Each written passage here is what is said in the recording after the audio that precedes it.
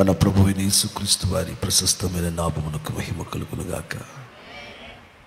మన దేవుడు సకల మహిమయు ఘనతయు ప్రభావములు కీర్తి స్తుతి యాగములు పొందుటకు అర్హుడై ఉన్నాడు. మనందరిలో ఉండవలసిన ఒక మంచి ఆలోచన ఏంటంటే, నా ద్వారా నా తండ్రి నామానికి ఎక్కువ మహిమ రావాలి. I must be the one who lives the name of the Lord. నా మాటలు మీరు గమనించాలి. ఈ విషయంలో ఒక ప్రత్యక్షత లేకపోతే నువ్వు దేవునికి మహిమ తెచ్చేవాడుగా ఉండలేవు. మన హృదయ లోతులో ఉండవలసిన ఒక ఆశయమై ఉండాలి, నా ద్వారా లేకపోతే నేను నా యేసయ్య నామాన్ని బహుగా హెచ్చించాలి. నా ద్వారా ఆయన నామం మహిమపరచబడాలి. దేవుని స్తోత్రం చెప్పండి గట్టిగా. మనం కొనియాడడానికి మనకు రాజకీయ నాయకులు లేరు. మనం కొనియాడడానికి ఈ భూపరముగా ఎలాంటి సెలబ్రిటీలు మనకు లేరు. మనం కొనియాడడానికి కల్వరి శిలువలో మన కొరకు మరణించి మరణమును తిరిగి లేచిన యేసు ఒక్కరు మాత్రమే మనం కొనియాడడానికి తగిన అర్హుడును పాత్రుడై ఉన్నాడన్నమాట. చెప్పండి స్తోత్రం అని హుషారుగా. అట్లున్నప్పుడు దేవుని పిల్లలారా, క్రీస్తు వాత్సల్యంతో మీ అందరితో చెబుతున్నాను, మనందరిలో ఉండవలసిన ఒక వాంఛమై ఉండాలి. ఏ విధము చేతనైనా నా తండ్రి నామం నా ద్వారా హెచ్చించబడాలి. I should always seek a way to lift the name of the Lord. ఆయన నామమును హెచ్చించడానికి నేను ఎల్లప్పుడూ ఏదో ఒక అవకాశాన్ని వెతుకుతున్న వాడనై ఉండాలి. నా ద్వారా నీ నామం మహిమపరచబడాలి. నా ద్వారా నీ నామం ఘనపరచబడాలి. నా ద్వారా నీ నామం పైకి హెచ్చించబడాలి. నా ద్వారా నీ నామం ఘోషించబడాలి. దేవుని స్తోత్రం చెప్పండి కొంచెం హుషారు. ఇది మన హృదయ వాంఛై ఉండాలి. దేవునికి స్తోత్రం కలుగును. The life that we live is to be meant to live for the Lord. మనం జీవించుచున్న ఈ జీవితం దేవుని కొరకు జీవించవలసిన జీవితమై ఉన్నది. ఆయన నామమునకు మహిమార్థంగా జీవించవలసిన ఒక జీవితమై ఉన్నది ఈ జీవితం. దేవునికి స్తోత్రం కలుగునుగా. ఒక మాట సహోదర, నేను నిన్ను అడుగుతున్నాను, నీలోని ఉద్దేశపూర్వకంగా నా యేసయ్య నామం మహిమపరచబడాలి అనుటకు నువ్వు చేసిన పని ఏమనుందా? పోయిన వారంలో నా ద్వారా నా యేసయ్య నామానికి ఈ వారములో తప్పకుండా మహిమ రావాలి, నా ద్వారా ఆయన నామం హెచ్చించబడాలి అనుటకు నీవు ఉద్దేశపూర్వకంగా చేసినది ఏమైనా ఉంది? చూడండి, మనము బ్రతికేదే ఆయన ద్వారా. ప్రతిరోజు మనము కాపాడబడి ఆశీర్వదించబడుతున్నదే ఆయన ద్వారా. ప్రతిరోజు హెచ్చించబడుచున్నదే ఆయన ద్వారా. How mindless we are. వినాలి, ఎంత అనాలోచనగా మనం ఉంటున్నాము. నా ద్వారా నా ప్రభు నామం హెచ్చించబడాలి అనుటకు గాను ఉద్దేశపూర్వకంగా నువ్వు చేసినది ఏమైనా ఉందా? అలాంటిది లేకపోతే మన జీవితంలో జీవించవలసిన ఒక నిజమైన ఎసెన్స్ మనం జీవించటం లేదని అర్థం. తేనె చేదుగా ఉంటుంది, అంతేనా? చెప్పండి. ఎవరో ఒక ఆవిడందంట, అల్లం నాకు తెలియదా? అల్లం అంటే బెల్లంలాగా పుల్లగా ఉంటుంది కదా అన్నదంట. అల్లము తెలీదు, చెప్పాలి, బెల్లము తెలీదు. వినాలి నా మాట. అలాగనే కొంతమంది వింటున్నారా? దేవుని మహత్తుని ఎరగరు, ఆయన శ్రేష్టతని ఎరగరు, ఆయన గొప్పతనాన్ని వారు ఎరగరు. నేను మరలా చెప్పాలనుకుంటున్నాను, నా ద్వారా నా యేసయ్య నామం హెచ్చించబడాలి. ఉద్దేశపూర్వకంగా ఆయన నామం హెచ్చించబడాలి అనడానికి ఉద్దేశపూర్వకంగా నువ్వు చేస్తున్నది, నువ్వేం చేయగలుగుతావో ఆలోచించి మీ మెదడుకు ఒక మేత. How can I lift my lord's name? నా దేవుని నామమును ఇంకను నేను హెచ్చించాలి. నా దేవుని నామానికి నేను ఇంకను మహిమను తీసుకురావాలి. దానికి నేను ఏం చేస్తే బాగుండు? ఎందుకంటే నా ద్వారా, నా కుటుంబం ద్వారా, నా సంఘం ద్వారా యేసయ్య నామం హెచ్చించబడాలి. యేసుని నామమున అన్ని నామముల కంటే చెప్పండి, పైనున్న నామము యేసు క్రీస్తు అనే నామం. ఆ నామం అంత పైనున్న నామమైనప్పుడు వినాలి నా మాట, నీకు నాకు ఉండవలసిన ఆలోచన ఏమై ఉండాలంటే, I should lift the banner of the lord. దేవుని కొరకు నేను ఒక ధ్వజమును, ఒక జెండాను పైకి ఎగరవేయాలి. దేవునికి స్తోత్రం చెప్పాలి గట్టిగా, మంచిగా చెప్పండి హల్లెలూయా. ప్రభు అన్నాడు, నన్ను గణపరుచు వారిని నేను గణపరుస్తాను. ఆమేన్. నువ్వు నిజముగా దేవుని గణపరచడానికి చూస్తే నీ యొక్క హెచ్చింపు బహు వేహరంగా ఉంటుంది యేసు నామమున. దేవుని స్తోత్రం చెప్పండి గట్టిగా. అందుకని తల్లిదండ్రులు కూడా ఒక దర్శనం కలిగి ఉండాలి.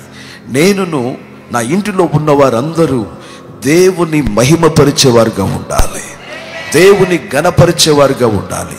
దేవుని హృదయపూర్వకంగా మహిమపరచగలిగిన ఒక స్థితిలోనికి మనం రావాలి.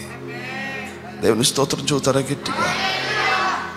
ఏలి అనే ఒక యాజకుడు బైబిల్ గ్రంథములో ఉన్నాడు. దేవుడు ఏలితో మాట్లాడుతూ ఇలా అన్నాడు, ఏలి, నీకు నాకంటే నీ కుమారులే ఎక్కువ కదా. ప్రభు అన్నాడు బైబిల్లో, నీకు నా ఘనత కంటే నీ పిల్లలు నీకు ఎక్కువ కదా. నీవు నన్ను గణపరచుట కంటే నీ పిల్లల మాటలు ఎక్కువగా గణపరచావు. ఏలి, నీకు చెప్తున్నాను విను, నీ ఇంటిలో ముసలివారు ఉండరు, గుర్తుపెట్టుకో అని అన్నాడు. అంటే ఏంటి? పెద్ద దిక్కుండరు.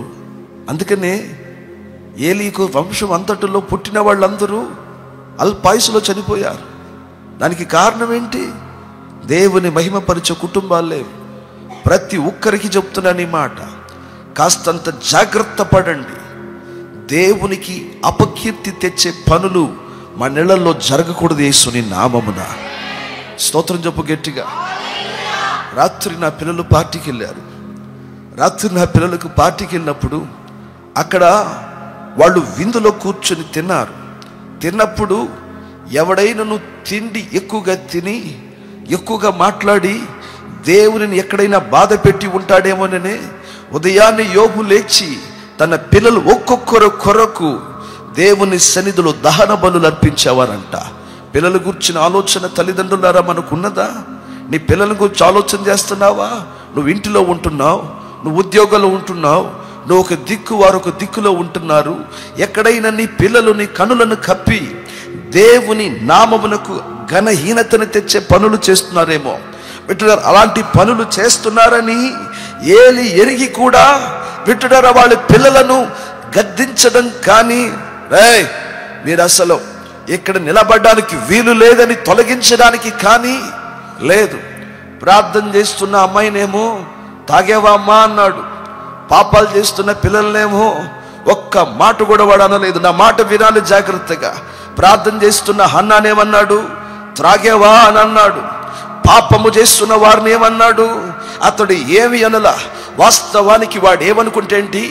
మెడబట్టుకుని బయటకు తోసేయాల్సింది వారిని, అంతేనా? మెడబట్టుకుని తన కుమారులైన హోఫ్ని, ఫినెహాస్ అనే వాడిని, వాళ్ళిద్దరిని మెడబట్టుకుని బయటకు తొయ్యాల్సిన వాడు వాళ్ళని అని అన్నాడు. అబ్బాయి అలా చేయకూడదు అన్నాడు, కానీ తీసుకోదగిన బలమైన చర్య అతడు తీసుకోలేదు. తద్వారా దేవుని నామమునకు ఘనహీనత కలిగిందంట. అందుకని దేవుడు ప్రవక్తను పంపి, పేరు రాయబడిన ఒక ప్రవక్తను పంపి ఏలితో మాట్లాడుతున్నాడు. ఏలి, నీ కుమారులు నా అర్పణములను కాళ్లతో తన్నారు, నా పరిశుద్ధమైన వాటిని వారు మలినపరిచారు. నీవైతే నీ పిల్లల ఘనతని ఆలోచన చేశావు. నన్ను ఘనపరుచుటలో నువ్వు నిలబడలేదు కాబట్టి నేను నీతో మాట్లాడుతున్నాను. నిత్యము నీ కుటుంబము నా ఎదుట నిలబడాలని అనుకున్నాను. ఇప్పుడు నీతో మాట్లాడుతున్నాను. నీ ఇంటిలో ముసలి వారు అనేవారు లేకుండా నేను చేస్తానన్నాడు. దేవుని సన్నిధిని ధిక్కరించే పిల్లలు లేకపోలేదు. దేవుని సన్నిధిని ధిక్కరించే, వింటున్నారా, ఆదివారమున దేవుని సన్నిధిని ఘనహీనపరుచుచున్న పురుషులు లేకపోలేదు. ఈరోజు నా వింటున్నారా, వారికి పిల్లలు ముఖ్యం, వారికి బంధువులు ముఖ్యం, వారికి షికారులు ముఖ్యం. వినాలి నా మాటలు. వారికి వ్యర్థమైనవి, ఆ వ్యర్థమైన వాటి విషయాలు, వింటున్నారా, లోక విషయాలు వారికి ప్రాముఖ్యం. కాబట్టి ఆ ప్రాముఖ్యములను హత్తుకొని దేవుని సన్నిధిని ఘనహీనపరిచేవారు ఉన్నారు. వారందరూ కూడా గుర్తుపెట్టుకోవాలి, దేవుడు నిన్ను అడగకుండా మాత్రం ఎంత మాత్రం వదిలిపెట్టడు. మళ్ళీ చెబుతున్నాను, నన్ను ఘనపరుచు వారిని నేను ఘనపరుస్తాను అని అన్నాడు. ఆయనను ఘనహీనపరుచు వారిని ఆయన ఘనపరుస్తానని ఎక్కడ అనలేదు ప్రియులారా.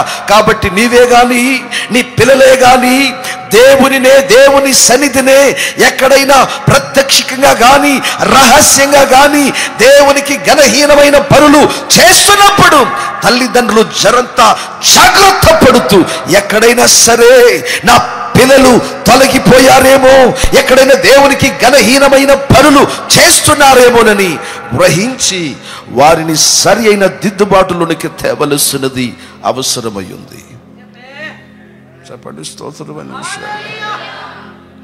మీ ఇంట్లో దీర్ఘాయువు ఉండాలంటే దేవుని ఘనపరచండి. హలో, వింటున్నారు నా మాట? మీ ఇంట్లో దీర్ఘాయువు ఉండాలంటే ఏం చేయాలి చెప్పండి? దేవుని ఘనపరచండి. నేను అదే అన్నాను ఇందాక, ఉద్దేశపూర్వకంగా ఆయన నామాన్ని ఘనపరచడానికి నేనేం చేస్తే బాగుంటుంది? ఓకే, ఆలోచించి చాలా పుట్టడు విషయాలు వస్తాయి మనకి జ్ఞాపకానికి. How can I honour my lord? నా దేవుని నేను ఎలా ఘనపరచగలను? బ్రదర్స్ వింటున్నారా? అమ్మా బాగున్నారా? బాగున్నానక్క, బాగున్నాను. మీరు ఎలా ఉన్నారు? బావ ఎలా ఉన్నాడు? అందరూ బాగున్నారు ఇంట్లో? మరొక సహోదరి అంటుంది, అమ్మా బాగున్నారా అంటే, దేవుని కృపను బట్టి నేను బాగున్నాను. ఆ లోకస్తుడికను ఈ ఆత్మీయుడికి ఉన్న వ్యత్యాసాన్ని చూసావా? ఆడేమో బాగున్నానక్క, బావెట్టున్నాడు, బంధువులందరిని అడిగేస్తున్నాడు. మరొకడు అంటున్నాడు ఏమని? దేవుని కృపను బట్టి నేను బాగున్నాను. ఆయన నామాన్ని ప్రతి స్థలమందు మనం ఘనపరచాలి. స్తోత్రం సరిగా చెప్పాలి, మంచిగా చెప్పాలి. హల్లెలూయా, మంచిగా చెప్పండి హల్లెలూయా.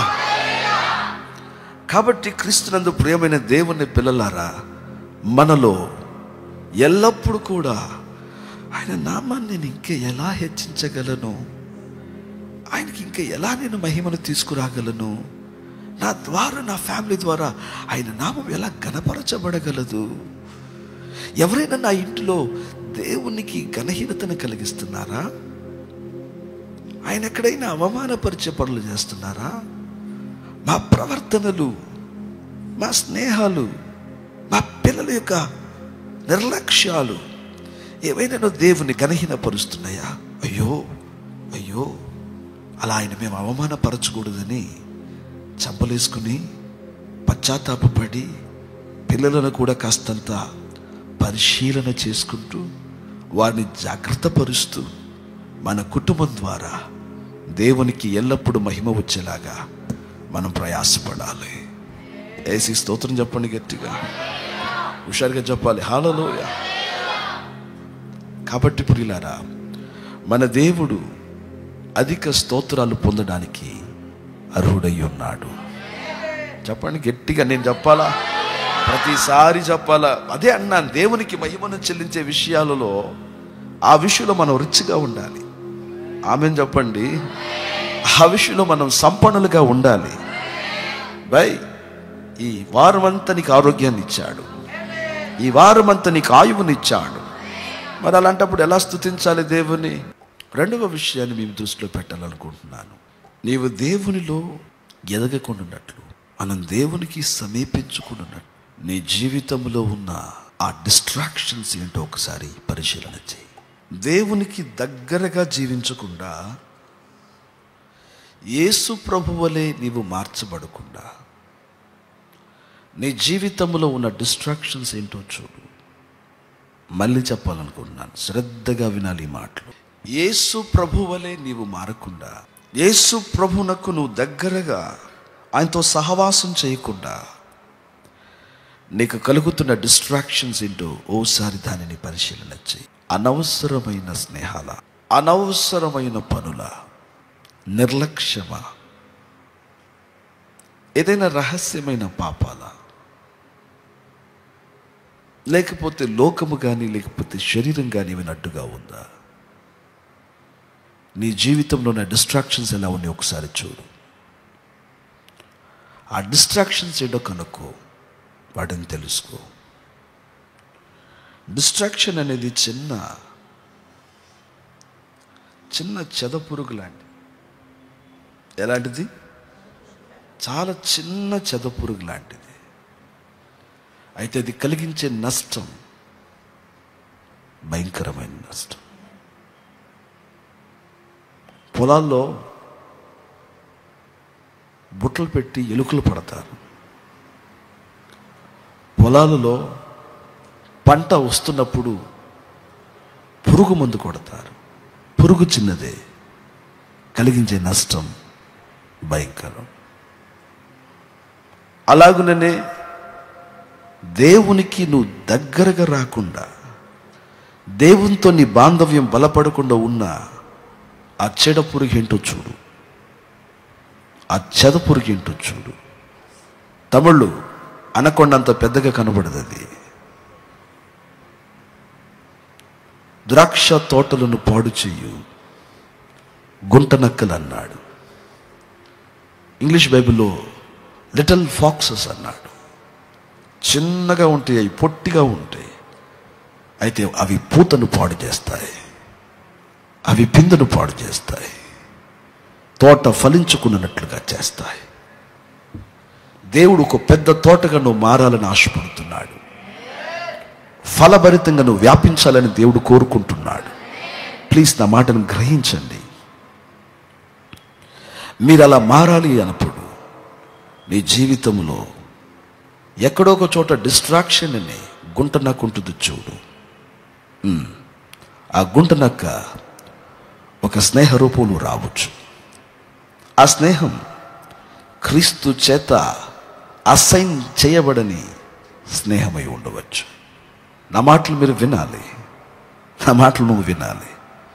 బదేవోడులే, ఎవ్వరికి దొరకట్లే నువ్వు అనుకుంటున్నావు. అరే, నువ్వు ఎవరికో దొరకాల్సిన పని లేదు.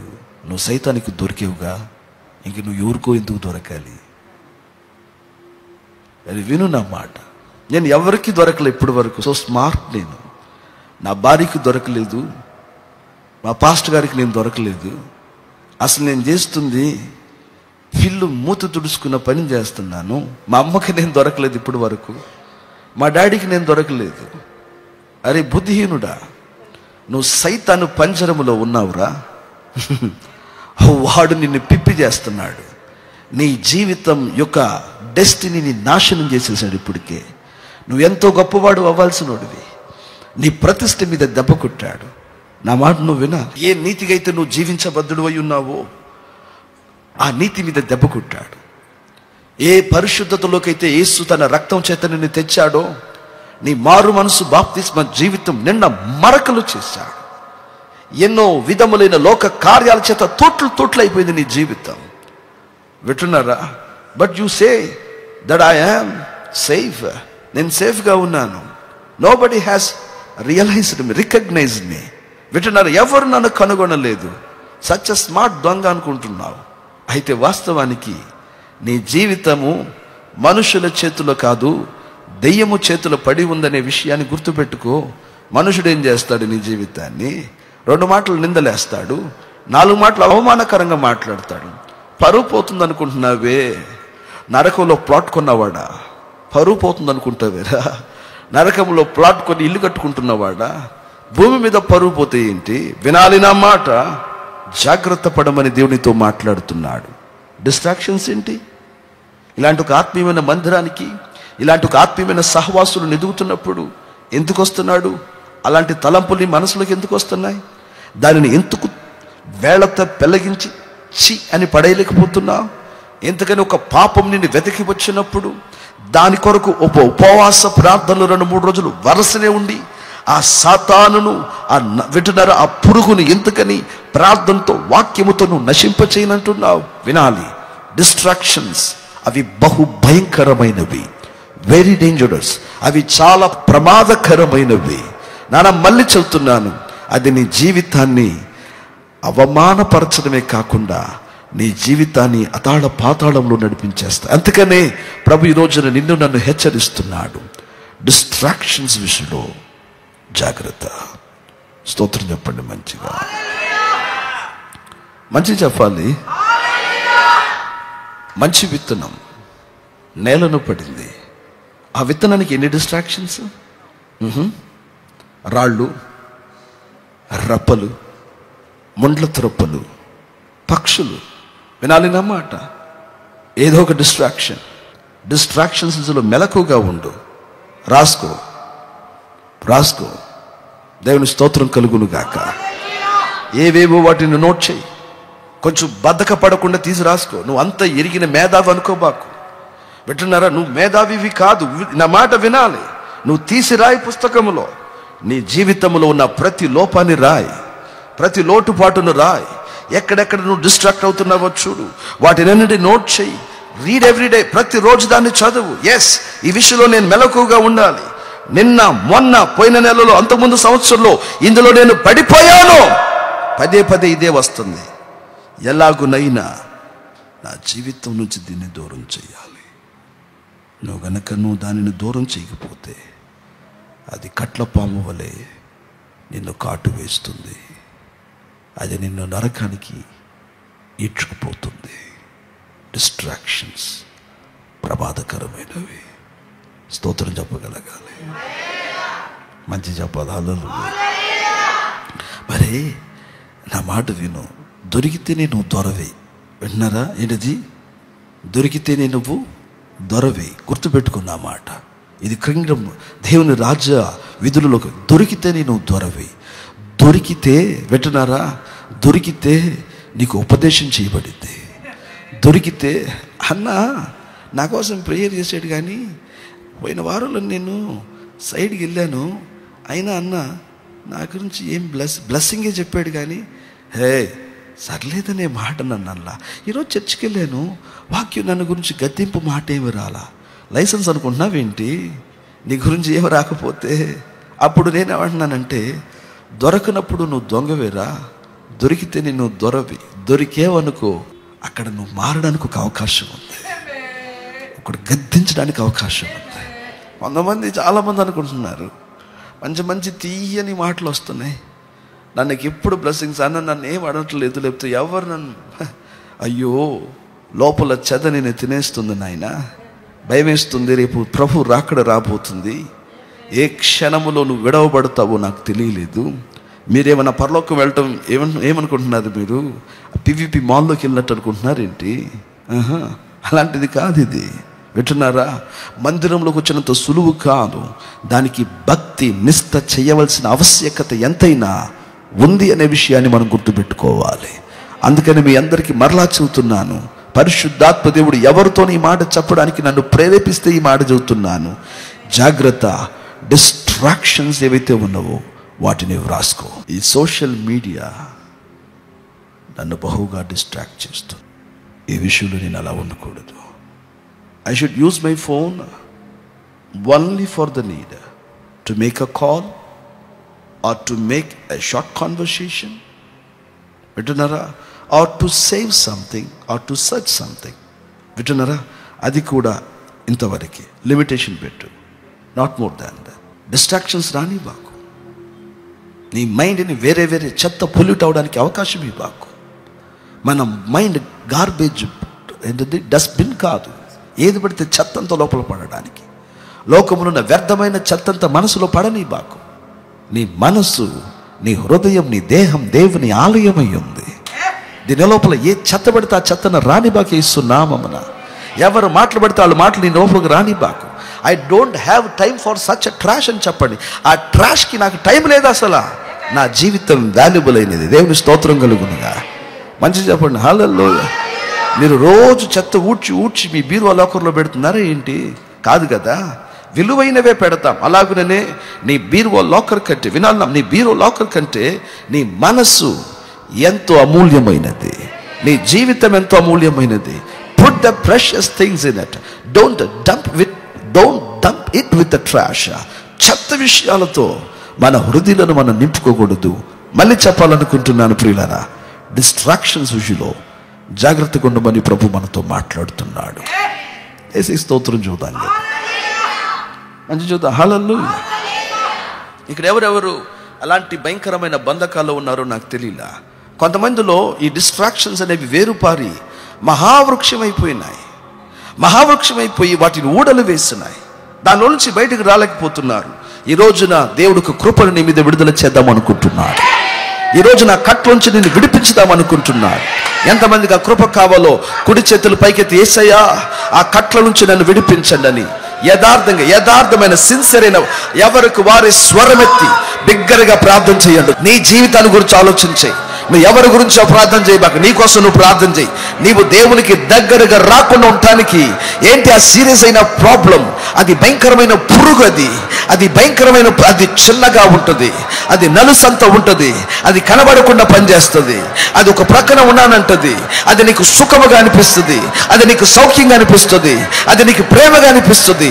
బట్ అది నిన్ను పాము వలె కాటు వేస్తుంది. అది నీ ప్రాణమును తీసేస్తుంది. చేయి ప్రార్థన చేయి, నోరు తెరిచి ప్రార్థన. ఈ రోజున ఒక విడుదల కలగడానికి ఆయన కృపను నీకు విడుదల చేస్తున్నారు. ఎవరైతే యథార్థంగా ప్రార్థన చేస్తున్నారో వారందరికీ ఒక కృప దిగి వస్తుంది, వారందరికీ ఒక శక్తి దిగి వస్తుంది, వారందరూ విడిపించడానికి దేవుని బలం దిగి వస్తుంది. చేయి, నోరు తెరిచి ప్రార్థన చేస్తున్నారా? హృదయాన్ని తెరిచారా? ఒప్పుకుంటున్నారా? నిజమే ప్రభా, ఈ విషయంలో నేను డిస్ట్రాక్ట్ అవుతున్నాను.